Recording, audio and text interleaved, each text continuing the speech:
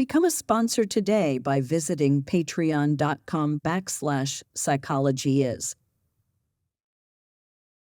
Well, you said previously, like the question before, you said talked about how like a death or something can make you have that like presence in mind that like our life is coming like to an end soon. So like, did you find that like within like your transformational studies that Mm. like within people like when that happened like they gained their presence in mind or they became super successful? I don't know, like something like that. Such a Like, good question. And the answer is yes. I found it, and I was definitely not the first to find this connection. And so there's literature based on this exact connection, the way that the death of a loved one causes people to change significantly. And what it tends to do is it stops people in their tracks, gets them reflecting on what is really most important to them in life. And once that becomes clear, then you tend to see a much more intentionally channeled motivation, if that makes sense. Like, we don't, people who really have this presence of mind, they tend not to waste a bunch of time, which doesn't mean that they're always being productive. It just means that they're living in a much more intentional way. And so, yes, that is a strong connection.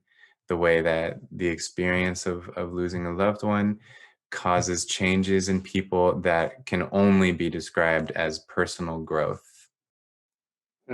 right. Kind of like a little unrelated. So like on a more personal note, but I'm sure this applies to everybody, right? So like um I guess like sometimes I guess kind of relates to like I guess like for me personally, I don't have that presence of like urgency.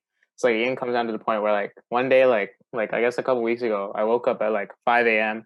I did a bunch of work, and then I went to school and I was like super ahead. I felt really good after it. So then like I guess like but I didn't do it again the next day or the next day after that, which is like kind of like weird though because I felt like very good about it, and you would think that I would repeat things that I felt good about, Mm, but I didn't. So I'm like, it's like kind of like weird for me because like every day I'll be like, okay, I'll wake up 5 a.m. and I'll do the same thing again, and then I just don't do it for some reason. And I think mm. it's like and I guess like I'm just saying like a personal example. I'm sure this applies to like every like most high schoolers and this kind of thing. So like so even though we know it feels good at the end, like why do we not do it anyway? If that makes sense. Mm. Yeah, you're right that many people can relate to this who are in high school and beyond. And, you know, there could be many factors, but I would say that sometimes I think it's perfectly okay to embrace that. Embrace the moments when you don't have a super strong impulse to be productive, especially when you were just being extremely productive. And so to not always interpret um, days or moments when you're like, don't feel like doing much, to not always interpret that as laziness, but maybe interpreting it as like a much needed relaxation that is ultimately contributing to my ability to be productive. Now, this could all easily be used as a way to just, as like an excuse, as a rationalization to justify lazy behavior, because laziness is a real thing, of course. So, but I would say that sometimes there needs to be days like that where you don't wake up super early and get as ahead as possible.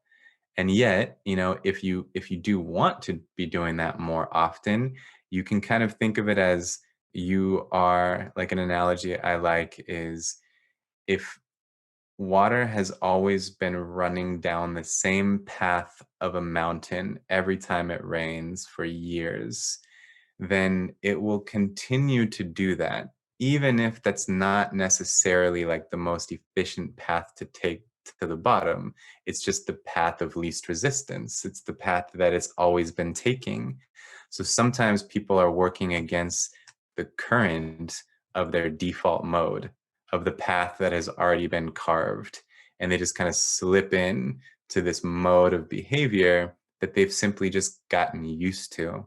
So if you feel like that's the case, and you really want to establish a new default mode or an ability to be productive more often, then I would just say to really exercise the self-discipline and those four conditions of, again, being tired, hungry, upset, or intoxicated, preventing those as much as possible, being really clear on the why behind the what.